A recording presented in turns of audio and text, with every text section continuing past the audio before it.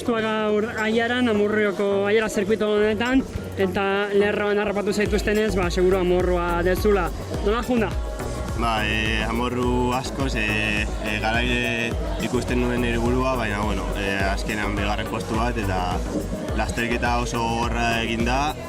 Egon gara denbora guztian hor saiatzen iesaldia bilatzen, azkenean 3 kilometro falta ekirekin joan naiz, eta metan ja harrapatu diate.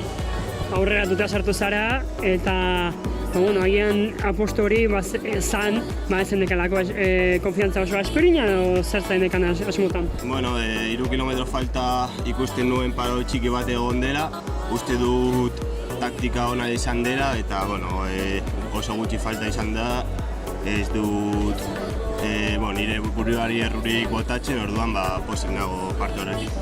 Azkenean, espero dugu danok garaipena itxiko dela, orduan ospatu beharko dezula, ez?